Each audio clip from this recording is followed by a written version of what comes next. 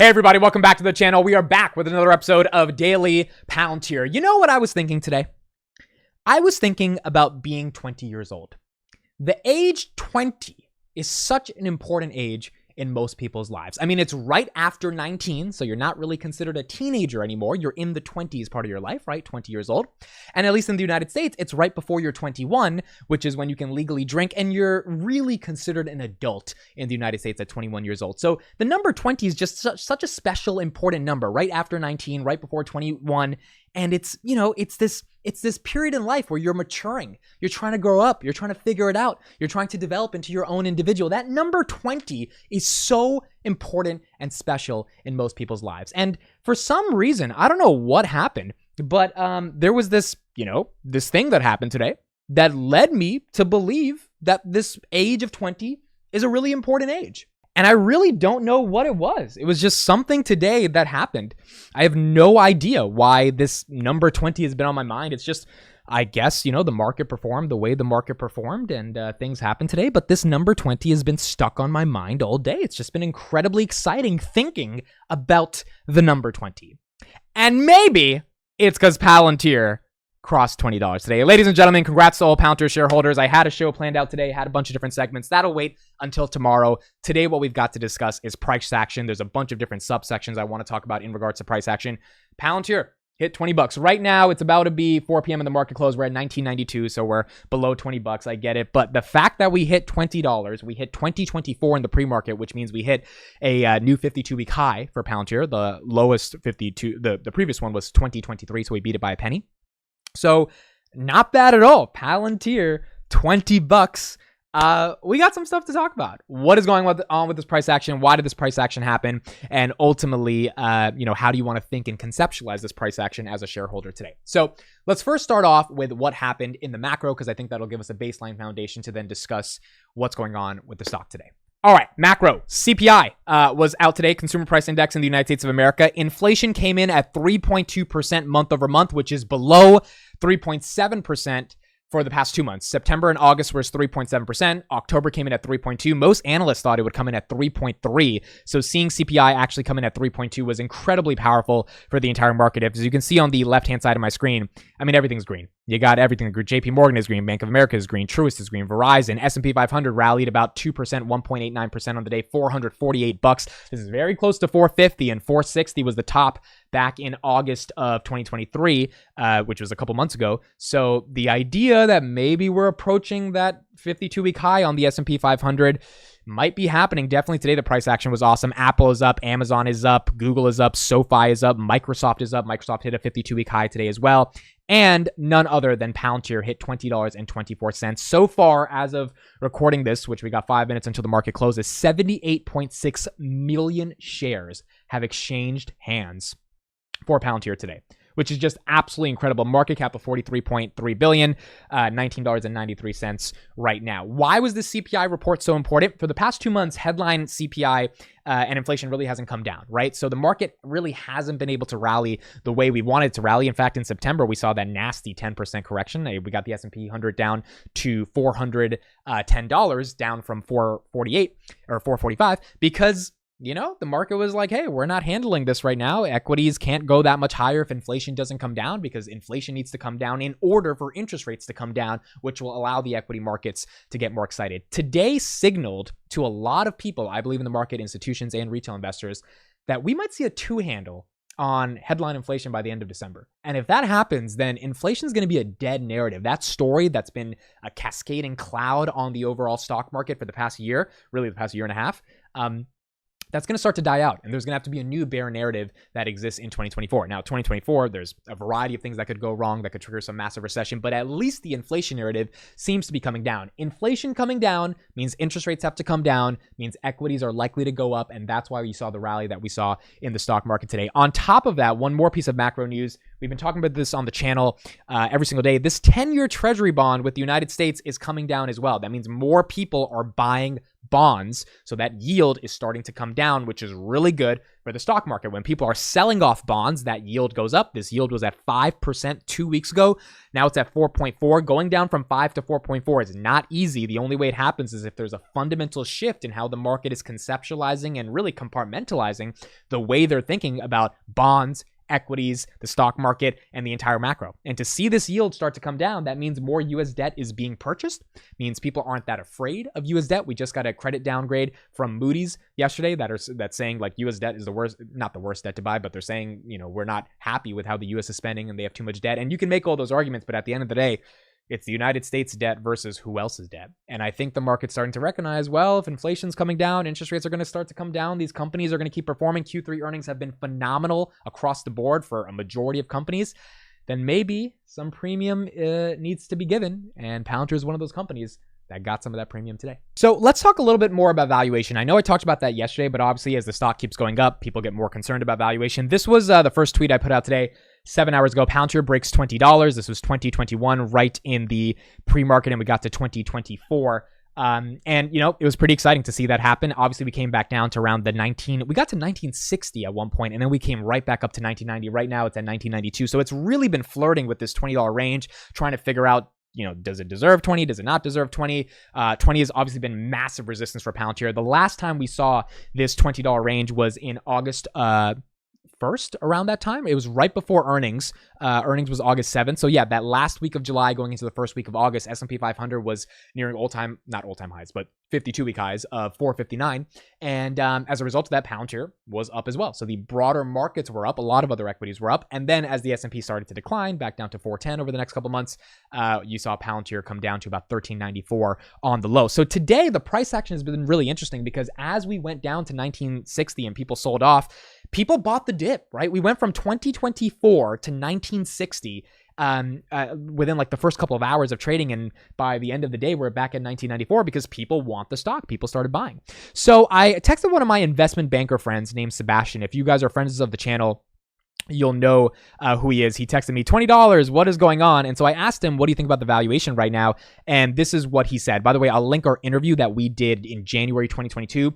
If you're a Palantir shareholder and you haven't seen that interview, I have no idea what's going on in your world. It's 90 minutes of pure gold by one of the smartest guys, in my opinion, who works at an investment bank in Los Angeles that really understands the numbers deeply. And he goes through an entire Excel sheet and lets me ask all the stupid questions I need to ask him, all the elementary questions I need to ask him, and answers them perfectly and really with a lot of depth. So I would highly recommend people check that out. This is what he texted to me. If they grow revenues at 25% through 2030, margins go up to 30%, from 30 to 35%. Right now, I think operating income margin is at 29. Shares go from 2.2 billion to 3.5 billion, which assumes a 7% annual dilution up until 2030. The PE multiple comes down to 60 and you apply a 12% discount rate, then no, I don't think the stock is overvalued. The fair value should be at least 25, which is very reasonable. Growing at 25% through 2030 would mean they get to 10.5 billion in revenue. The key is the revenue growth at 25%. All other assumptions make a difference, but not as needle moving as revenue. And so when I say that this is kind of reasonable, his argument is reasonable. Will Palantir CAGR at 25% for the next 7 years? I have no idea. I have no clue. I mean, I analyze this company every day, and for me to even come out and say that would happen, no clue. Could it happen? Yes. I mean, I think there's a good chance that could happen. Could it also not happen? Yes, because everything is unpredictable, and I just have no clue if that would happen. However, 25% revenue growth is not insane. I mean, CARP promised 30% CAGR revenue growth since what, 2021? When they really went public and they started, like, their first year being public, they kept maintaining this 30% CAGR that they were going to commit to. And then by 2022, obviously the entire economy collapsed, market collapsed, and then, CARP and team stopped saying that 30% CAGR. If they were to do a 30% CAGR, that would be 4.5 billion in revenue by 2025. And look, we're CAGRing right now at 17%. Next quarter might get us closer to that 20%, 22% range. If 2024 and 2025 are fantastic in terms of those full fiscal years, they may average out the bad years that were 2022 and 2023. 2021 was really good at 41% year-over-year growth. And then we would see a CAGR on average of 30%. What would need to happen from 2024 and 2025 for that to happen? I think, honestly, just two things, if I had to simplify it. AIP has to scale. AIP has to scale, and it has to be the product that we all think it is. If AIP scales and it is the product we all think it is, then we're going to be able to get some of that revenue growth, and that monetization of AIP is going to be spectacular across manufacturing and healthcare and energy. It's going to be the enterprise AI platform we believe it can be. And the numbers are going to reflect that. Revenue is going to reflect that. Customer growth is going to reflect that. And the street's going to respect that eventually when that happens. Number 2 is government contracts. If we can scale AIP on the commercial, and not just U.S. commercial, I think we really do have to span internationally. I mean, if U.S. commercial CAGR's 60, 70%, that's awesome. But if we could, try to get some more of these international clients really more intrigued, then that would help us as well. And then if we get government contracts, and really government, I'm not even thinking about international governments, because I think that's more of like a 10-year time horizon. For the next couple years to CAGR at this 25 to 30% range, which would be justifying today's valuation at least, I think U.S. government has to pick up, right? We have to get the JAD C2 contract. We got to get Titan. We got to get more deals with the Army. We got to keep piling up these contracts, which I believe will happen. Can I definitively say that? Absolutely not. But from the research I've done, from the people I've talked to, there is a lot of money being allocated in the government space, and there's just not that many actors that can do what Palantir does to be able to bid for those governmental contracts. We're talking really, really big multi-year contracts. If Palantir's able to grow that, and they're able to grow AIP top line, and, then you put in NHS, then you put in S&P 500. All managers across the world have to have some allocation of Palantir shares in their portfolio, which just means more buying pressure. The NHS opens up a massive opportunity for other European healthcare systems, not to mention just random hospitals across the world that want a system like Palantir and are interested in procuring that type of software. These are the things that need to be executed in a really efficient and effective way over the next 2 years to be able to get to what Sebastian is saying here, which is growing revenue at 25%. Margins, they matter. Shares and dilution, that matters. The PE multiple, all that stuff matters. But really, the only thing that will truly get us to the point where no one can be arguing a Palantir overvalued, undervalued, is if they just show revenue growth. If that comes in, we are going to have a better way of just articulating valuations on the stock. And that's what I think a lot of the Wall Street analysts are thinking as well. Bank of America has a $21 price target. HSBC has a $21 price target. They're assuming that growth happens. Dan Ives assuming that growth happens is a $25 price target. The short side of the stock, right? The Citibanks of the world, the RBCs of the world, the reason they have a $5 rating, LOL, and the $10 rating as well, is because they don't think that growth is going to happen. They don't think Palantir is real generative AI. They think government growth is going to slow down. They think sometimes the politics will get in the way. They have a lot of different bear theses that all conclude to growth will not be as strong as the bulls expect it to be. And so someone's going to be right over the next 5 years. My side is with the bulls. It's a little obvious, but that's what I think is going to end up happening over the next 5-6 years. But we're going to ultimately have to see. And that revenue growth is going to determine if the stock is cheap or not. It's just that simple. That revenue growth is going to determine everything. Now, in terms of near-term catalysts, S&P 500, that's going to happen in 2024. NHS deal, I think it's imminent. It's going to be announced soon. We talked about a report yesterday from the Morgan Stanley desk saying that that's going to be announced. I also think that's part of the run-up because, the macro was good today and Palantir ran up past $20, but it ran up 7% last Friday because I think this NHS rumor started hitting all of the desks of fund managers that are like, all right, you're going to get a $600 million contract. Let's just buy some shares at this point, right? Meet Kevin, for example, famous financial YouTuber, bought 80,000 shares at $18. He was like, all right, I'm on the Palantir train. And so you got a lot of more people thinking the narrative is changing. And now when you've got a macro that's on your side, that's underneath as the foundation of a stock rises, that macro is there to support it, even if you can argue that the company's overvalued by forward multiple, whatever you want to say, price to sales, etc. If the macro is supporting you, these companies can be quote unquote overvalued for a long time. They can be expensive for a long time. And that's just the nature of how it is. And if you're not in it, you're not in it, right? That's just how it is. Again, we'll reiterate what I said yesterday. I do not think if you don't have a position going balls deep at 1994 when it's up 200% year to date, more than 200%, when it's when it's up 30% in the past couple of weeks to start a position, I don't think that's the smartest thing in the world. I think Palantir could go to 25 tomorrow, or it could go to 15 tomorrow. Like that's where I think the price action lies right now. If you have an $8 average, $9 average, and you want to average up a little bit and just gap some more shares, then I think that's fine because you have so much margin of safety. But if you have zero margin of safety, it is, you're chasing a lot of FOMO on a price that's going up, and you want to just be a little bit concerned about that because valuation at the end of the day does matter. I saw a good tweet yesterday that Tesla right now is trading at the same valuation that it was in 2020, but they've tripled the revenue from 30 billion to 100 billion, which means if you bought at that level, you are just breaking even if you never sold as it went higher. And if you bought above that level, you are underwater, even though the company has 3x its revenue, but the valuation is the same, which is why valuation, the macro, interest rates, all this stuff I spent talking about on the morning open, which by the way, 1,000 people joined this morning. So thank you so much for joining. That stuff does matter at the end of the day, along with the qualitative analysis around a company like Palantir that I think after 2,000 videos, I recognized if you don't understand that qualitative analysis, the quantitative analysis doesn't matter. Like if you don't see how the NHS can open up multiple opportunities all across Europe, which will then implicate the numbers, right? The quantitative analysis, then you don't understand Palantir. So I think that part is first and foremost, but then valuation, et cetera, all that stuff definitely does matter. All right, last two things I wanted to cover today. One is around the NHS, another little update on that. And then second is covering Palantir as a company versus just its stock price. So first, Palantir Chad tweeted something really interesting today that I think has some implications for Palantir. So this is something interesting that the NHS just posted on their website, specifically about AI. Over the next 2 years, the scheme is aiming to prevent 4,500 unnecessary A&E attendances, 17,000 overnight hospital stays, and free up to 23,000 GP appointments. Artificial intelligence will spot patients at risk of needing to go to the hospital so community NHS teams can get to them first and reduce pressures on A&Es as a part of a range of tech and data solutions being rolled out across the NHS ahead of winter. In Buckinghamshire, the NHS is using AI linked to electronic sensors on kettles and fridges that spot changes in patients' eating and drinking habits. These are then flagged with a non-clinical onward care team who speaks to patients, solving 95% of their issues or escalating anything clinical.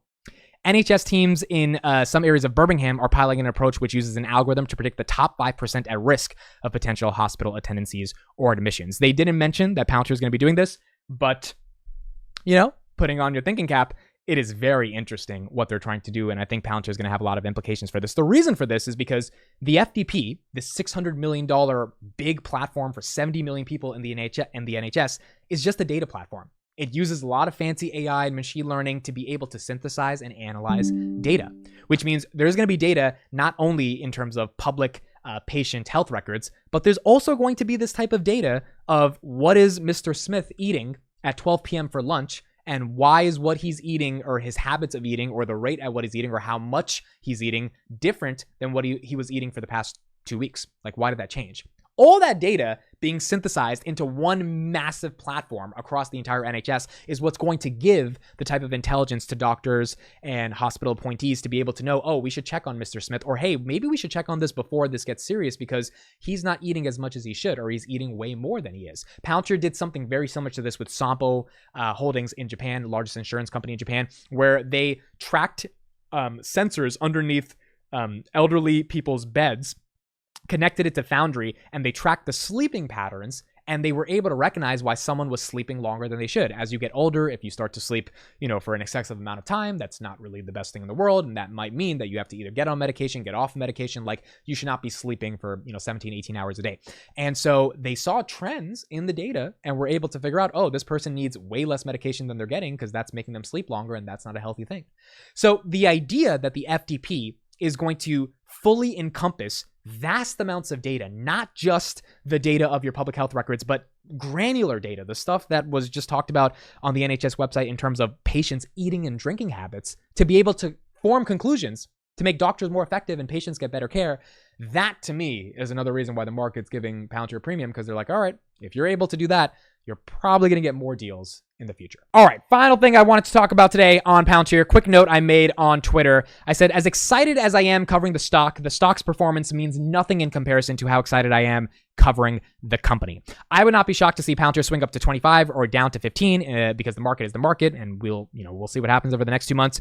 But long term, this is one of the single most interesting and likely important companies on planet Earth. And as a result, the stock price will follow, but the company itself executing is what matters to me. Case in point, when we do land the NHS deal, the entire market will have to grapple with the fact that a $40 billion company managing the entire UK's healthcare system got the deal over Google, over Amazon, over any of the big tech companies. Little Palantir got the deal. And that deal will create many more deals, not just in healthcare, but other verticals as well. And the stock will follow because it's taking the lead behind one of the most important companies developing right in front of our eyes. There are still many risks to their execution, which is what makes this journey fun. It's what makes the investment a risk you are ultimately taking with your capital, but we are just getting started. I wanted to read that real quick as we end out the episode because I know I've been covering the stock a lot over the past couple of episodes, because obviously as the stock goes up, you're going to have to talk more about the stock. You're going to have to analyze the stock. And as long as I do the show, which seems like I'm going to be doing it forever, obviously the stock is going to be a pivotal part towards covering Palantir. But besides just a stock, I think it's very important to people to recognize like the company is what matters. As you know, it's exciting when you get $20 and it's super fun and we get to, play around, make jokes, but the company is what determines the stock price even getting to those levels. And the company, that I've enjoyed covering for the past 2 years, that is the most interesting thing in the world to cover, because it is the most eclectic, mysterious, philosophically oriented company I see in the entire stock market. Because to me, Palantir is one of those companies that actually has a moat and has the applications within a variety of different industries that can allow it to become one of the most important software companies in the world. And so my point is just covering the company and being level grounded and remembering the stock is the stock, and the stock will eventually follow good execution by the company, but focusing on the company itself and how the company is performing and why the company is doing what they need to do to be able to get the level of premium they're getting from the market. That is the most important thing when it comes to covering Palantir, and when it comes to, seeing where Palantir can go in the future and ultimately what it can become. All right, that's it for me. Thank you guys so much for listening and watching. This is one of those days where, either if you took some profits, congrats, you got some profits, or you sit back and bask in the glory of the paper gains, because it's one of those days where you got some margin and safety between your average and where the stock is. And you get to enjoy seeing the stock go up and letting the market be the market, knowing that you made some decisions at a lower price than what the market has. And as a result of that, you get to sit on some of those paper gains. And if you end up going to Wendy's, you can maybe treat yourself to 2 4-for-4s instead of 1 4-for-4, even though it'll probably be like $15 with inflation. But nonetheless, thank you guys so much for watching. We'll be back with another episode tomorrow on Daily Palantir. Hope you guys enjoyed it. And I'll see you guys tomorrow in another episode of Daily Palantir. A bunch of stuff I wanted to cover today that I wasn't able to cover because of the price action. So we'll get to those segments tomorrow. We'll see how the company keeps executing, see how the stock does, and keep going from there. Thank you guys. I'll see you tomorrow.